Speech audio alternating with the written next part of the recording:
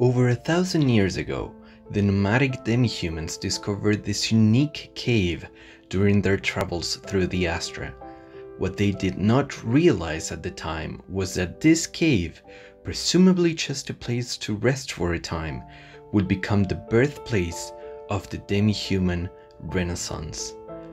Welcome everybody to the new Alchemy Stars lore series. Today we're starting our journey with the mysteries surrounding the secret territory, the fate of the Demi-Humans, the two Darkover crises, and a theory of what the Eclipsites are up to.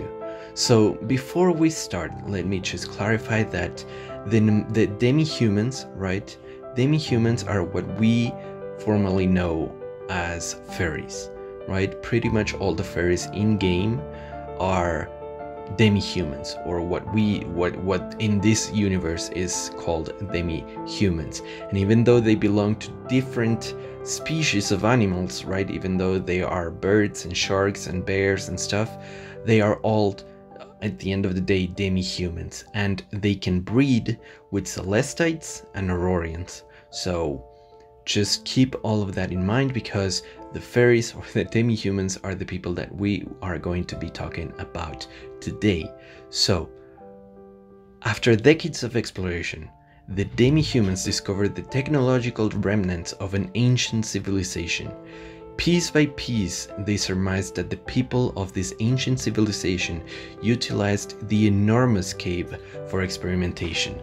At the same time, the cave-dwelling demi-humans realized that their bodies had grown much stronger than those who maintained their nomadic ways. Their sensitivity to lumina had increased by no small measure as well. This phenomenon, strangely enough, seemed to be the exclusive experience of the demi-humans. No changes were seen in any Aurorians and Celestites who visited. As a result of this realization, the demi-humans declared this cave their heaven-sent promised land, and their massive city constructed here came to be known as the Secret Territory. After over 10 generations of hard toil, the demi-humans created for themselves a glorious and independent civilization, one that did not simply utilize the ancient technology of the cave, but built on it and improved it. The glorious demi-human motherland was for hundreds of years a center for technological and industrial advancement and agricultural prosperity as well. That is, until it was invaded and overrun by the Eclipsite menace.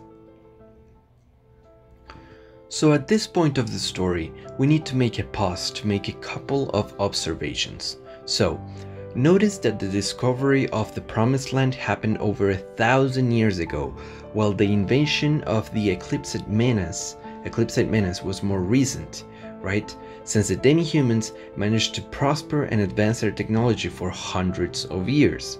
So if we go over another observation, right, is that if we go over the files of some of the demi-human characters that we have in game, especially Seleucid and Korgan, we'll find mention of something called the second Darkover crisis. So here's a quote from Seleucid's files. Peace, a very distant word. It seems like the boss here hasn't wandered on the wasteland before. You must know, during the second Darkover crisis, the world was in chaos without any rule or order. No order! I always feel like the Battle of Rosetta took place decades ago while it has only been 10 years. Why do I feel like it was so long ago? The world is still under the impact of the second Darkover crisis, and the Eclipsites still roam about. I don't think of Zeta anymore. It'll be nice if you can just live peacefully in this dark Umbreton. Boss, we should be safe from the Eclipsite with the Colossus here, right? Maybe Zeta's fate would have been different if it had this during the second Darkover crisis. Zeta wasn't a large town, but it was known for its hustle and bustle in the region. My parents were even some kind of nobles there. However, the Eclipsites changed everything. So from this extract, we can deduce that the second Darkover crisis did not take place a long time ago. In fact, if I had to make an educated guess, I would say that it probably took place around 20 years ago, sometime before the Iraville invasion. But what does all of this have to do with the secret territory? Well, if we assume that the second Darkover crisis occurred only 20 years ago, it stands to reason that the first Darkover crisis could have taken place hundreds of years ago, indeed around the time of the Promised Land or the secret territory invasion. The ventilation and lighting systems sustained irreparable damage early in the invasion. The smell of gunpowder could not be cleared out, though it did nothing to mask the stench of blood in the air. The vicious Eclipsites, their bodies twisting and writhing in the smoke, killed indiscriminately. With no hesitation and no remorse, they took no prisoners and slaughtered all the citizens upon capture without exception, like ravenous beasts. Some of our kin attempted to fight back and wrested a child from the clutches of a mob of Eclipsites, only to fall in their escape, and fall victim to a mass of clawing, howling monsters. We lost contact with the front lines a few hours prior. We feared the worst had befallen them. Our only hope were those who had escaped through the underground pathways. We prayed against the fate that our children made there safely. I will never forget what I saw that day. Our people lying dead in the street or crushed under ruins, the light in their eyes long since gone. Mountains of corpses towering in a landscape marked by smoking flames and screams of agony. We know from one of these extracts that the Demi-Humans had actually expanded beyond the limits of the Promised Land, creating other cities and settlements all around Astra. The secret territory was both the physical and spiritual home of all Demi-Humans. During the Eclipsite incursion, the cave-dwelling Demi-Humans were not the only ones who fought to their dying breath. Demi-Humans of all walks of life, from all corners of the world, returned to fight alongside their kinsmen. We find evidence of this in some of the files in Demi-Humans, some of the files of the Demi-Humans that we have in game. For example, we have Kuma and Pengi. I heard that we look like the legendary polar bear and penguin. We were born like this. Does that mean that we are born to be legends? But there are still people who say we shouldn't be in Northland. We were born there. What did they mean when they said we shouldn't be there? What would I know about running here and there? Also, we have Sorg and Beck. Where she lived, she has no name, because not even her parents know it. But they can actually live as long as anyone, and they supposedly enjoy prestige in a certain small town, until the Eclipsites destroyed it all. We see the remnants of the demi-human civilization in that many lineages based on specific species of animals have survived all the way to modernity. We see that in characters like Lester. My parents came from a special demi-human lineage. As you can tell, I resemble a skunk. Also, Corgan. I was born on Shark Fang Island, and basically all of the residents there are mutant shark heads like me. I'm sorry. And Seleucid. Zeta wasn't a large town, but it was known for its hustle and bustle in the region. My parents were even some kinds of nobles there. Alright, so what did the Eclipsites want? What was the first Darkover crisis? Why is there a second one? So there's another book in game called the Doomsday Chronicles. The description of the book says, "The Doomsday Chronicles is a compilation of written records said to be from the ancient civilizations that inhabited the periphery of Northland. After it was originally unearthed, researchers concluded that the extensive damage to the records was deliberate and not the result of the passage of time. Fortunately, several passages in the tome were in relatively complete condition. The fragmented passages seem to prophesize an apocalyptic catastrophe." So let's actually read the first extract of these chronicles. The creator of the world decided to begin anew, and so a terrible storm began to cleanse the land. The light of the moon was extinguished. He announced the arrival of the eclipse to the world. He traveled between light and dark for 2 days and created his messengers. Lastly, he bade the sunshine its light on the world below with searing hot magma. He rid the world of all living creatures that might resist him. So there's a lot to unpack from this book. Mentions of the light of the sun bathing Astra, the extermination of all life as an event that seemingly already happened, mentions of a dream, a recurring theme in a lot of other books actually, especially a True Order book called Dream's Covenant. But we'll have to leave all of that for another video. There's way too much to cover there. For now, I want to theorize about what if that first extract that we just read is describing the first Darkover crisis? What if that phrase, what if that phrase, all living creatures that might resist him, refers to this ancient civilization that created all that technology that they left behind in the cave that would become the secret territory?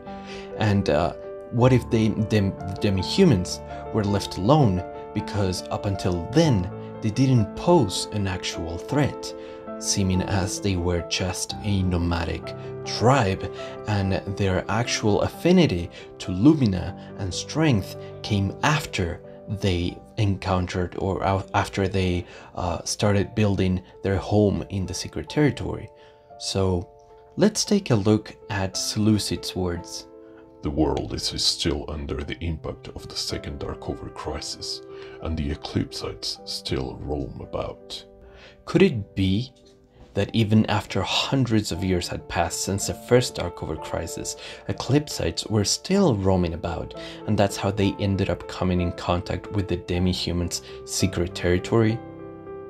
Let's continue reading the Doomsday Chronicles. Before the darkness fell, a person once asked, what was the purpose of this dream at its inception? And a consciousness answered, to allow eternity to return to the heavens, to reach the other side, to advance. Another asked, what is the purpose we will find at the end of this maze? And the consciousness answered, to know all, to remove all obstacles, to merge. And then he made his will known. So, obviously there are a lot of missing pieces and inconsistencies, right? Because the game is still young and the mysteries are aplenty. But what if this maze that's mentioned there is actually the secret territory? I mean, it is a roguelike game mode, and there is mention from the Illumina expeditions into the place of soldiers getting lost and never found again. So, definitely sounds like a maze to me. So perhaps the creator of the world failed in their first attempt to exterminate the world. And so because maybe the Eclipses were too weak, or he just didn't, he underestimated the Demi-Humans and their discovery of the cave, right? And so Demi-Humans managed to prosper, Aurorians and Eclipsites built their civilization. So maybe he did defeat the Demi-Humans, and instead of trying to continue with their conquer and exterminate all others before they could prosper too, he decided that he would use the properties of the Demi-Humans to enhance them and create more powerful armies with which to fulfill his purpose.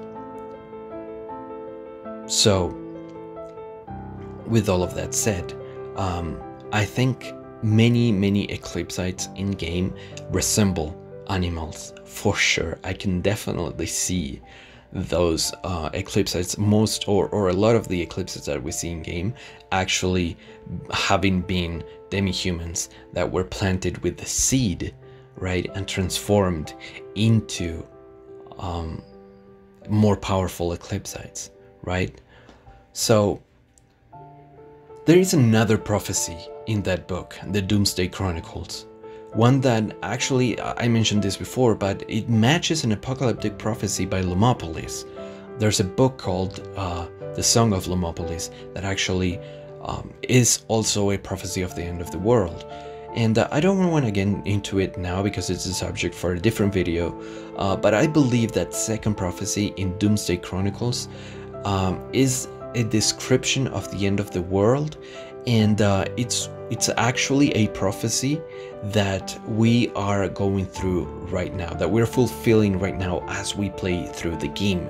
And I'll explain in a different video why I think so.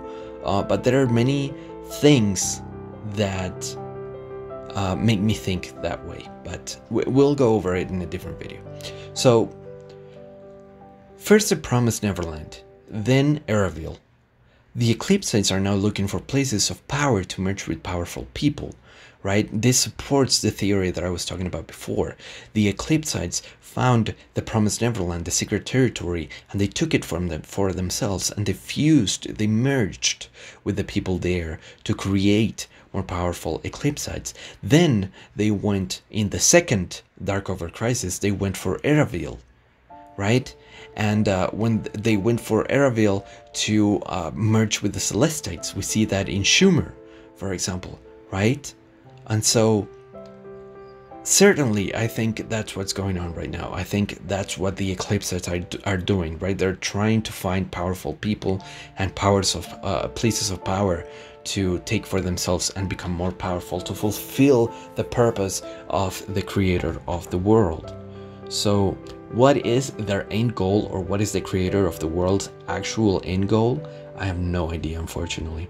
There's a lot more to unravel, but we'll have to leave it for a different video since this has been going for long enough.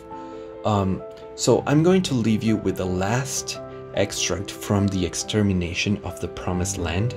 But before that, please guys, leave a like if you enjoyed this video, leave a comment. What are your thoughts on all of this? What do you think? Do you have your own theories? And subscribe if you like more videos like this, and I'll see you guys on the next one. I'm going to leave you with an extract of the Extermination of the Demi-Humans. Damn the Eclipsites! They'll pay for their evil. 100 of their heads for every fallen demi-human. None of us could ever forget the faces of our comrades as their lives were taken from them. We've lost our home, our lives. What else can they take from us?